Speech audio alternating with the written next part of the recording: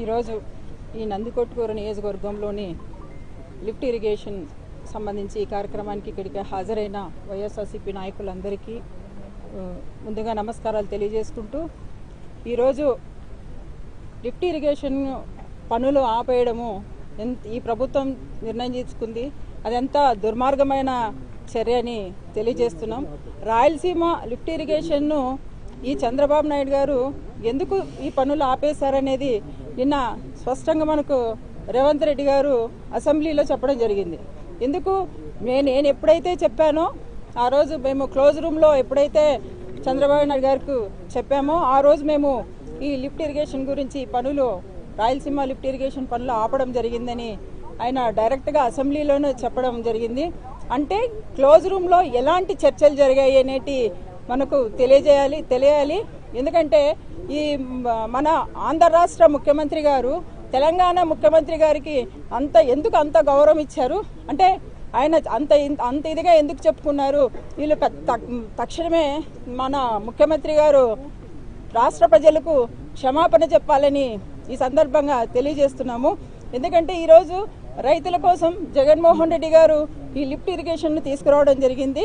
ఈరోజు చూసుకుంటే జగన్మోహన్ రెడ్డి గారికి ఎక్కడ మంచి పేరు వస్తుందనే ఒక ఆలోచనతోనే ఈరోజు మన ముఖ్యమంత్రి గారు ఇలాంటి చర్యలన్నీ తీసుకుంటున్నారు. మరీ ముఖ్యంగా రాయలసీమ అంటే ఎందుకు ఈ ముఖ్యమంత్రికి అంత చిన్న చూపు అని మేము అడుగుతున్నాం.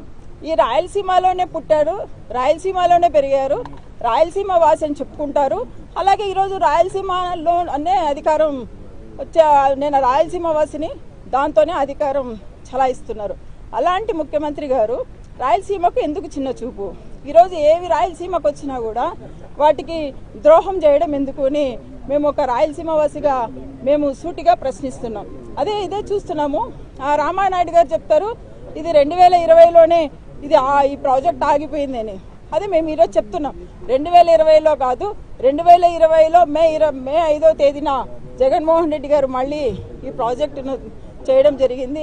సో పేద ప్రజల కోసం రైతుల కోసం జగన్మోహన్ రెడ్డి గారు ముందున్నారని తెలియజేస్తున్నాం.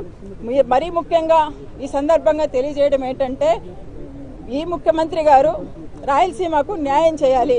రాయలసీమ ఎంతో వెనుకబడిన ప్రాంతమని తెలిసి కూడా ఈరోజు రాయలసీమకు అన్యాయం చేస్తున్నారు. ఈరోజు చూసుకుంటే మా ప్రభుత్వ మెడికల్ కాలేజెస్ వచ్చినప్పుడు కూడా అవి వద్దు అని మాకు ప్రైవేటీకరణ చేయడము న్యాయమా అంటే దానికి కూడా ద్రోహమే అని చెప్పుకోవచ్చు. అంటే ఈ విధంగా చెప్పుకుంటే అనంతపురంకి ఎయిమ్స్ వస్తే దాన్ని కూడా తరలించారు, అది కూడా ద్రోహం అనే రాయలసీమకు చేసిన ద్రోహం. అదేవిధంగా మనకు హైకోర్టు వస్తే హైకోర్టును కూడా పక్కకు తరలించారు, దీన్ని కూడా రాయలసీమకు చేసిన ద్రోహం అనే చెప్పుకోవచ్చు. అదేవిధంగా ఈరోజు మనం లిఫ్ట్ ఇరిగేషన్ పనులన్నీ కూడా ఆపడం కూడా రాయలసీమకు చేసిన ద్రోహం కాదా అని మేము ఈ సందర్భంగా అడుగుతున్నాము. ఏదైతే ఈ రాయలసీమలో ఉన్న నాయకులు టీడీపీ నాయకులు అందరూ కూడా కలిసికట్టుగా వచ్చి ఇక్కడ రైతులకు జరుగుతున్న సాగునీరు కావచ్చు, తాగునీరు కావచ్చు, వీటికి జరుగుతున్న మన అన్యాయాన్ని గట్టిగా ప్రశ్నించాలని మేము కోరుకుంటున్నాం. మీరు ఏదైనా సరే మీరు కూడా క్లోజ్ రూమ్లలో పోయి మీరు ముఖ్యమంత్రి గారికి చెప్పుకుంటారో లేదా మాతో కలిసి వచ్చి ఈ పోరాటానికి సిద్ధమవుతారో తెలియజేయాలి.